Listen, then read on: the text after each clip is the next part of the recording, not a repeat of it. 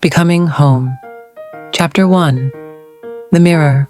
The morning light crept through the curtains, soft and golden, brushing against the edges of the room like a secret that didn't want to be told.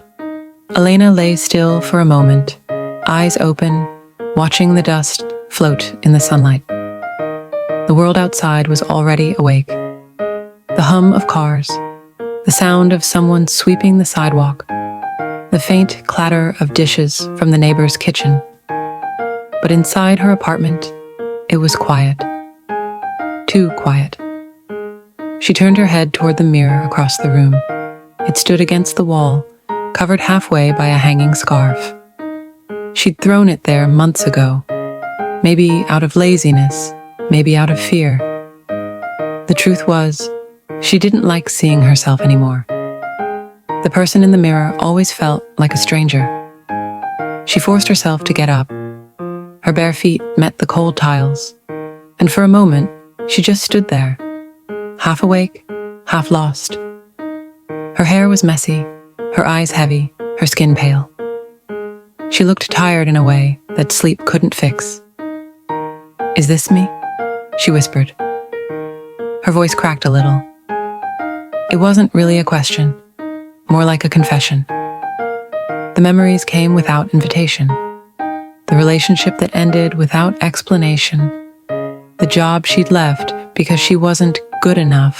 The countless times she'd tried to change herself to be loved. Every mirror she'd ever looked into had seen her pretending.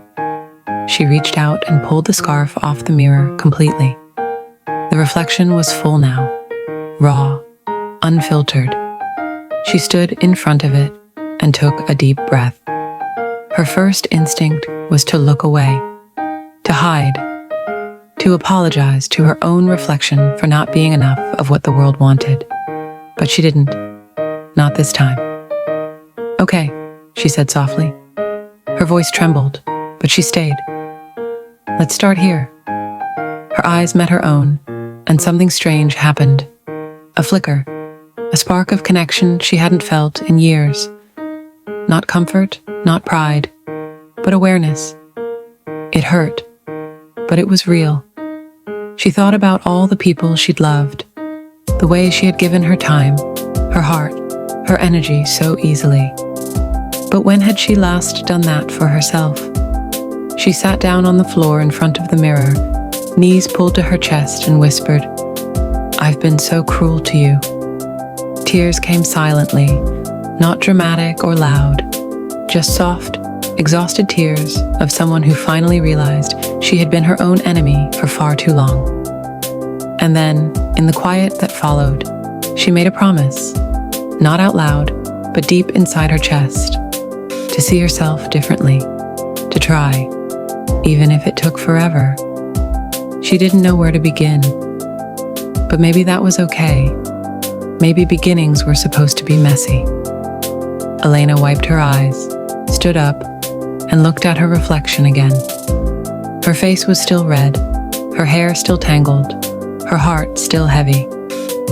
But something inside her shifted. For the first time, she didn't want to erase herself. She wanted to meet herself. That day, she didn't cover the mirror again. It stayed open, like a window she was finally brave enough to look through. And somewhere inside, a quiet voice whispered, "This is where it begins."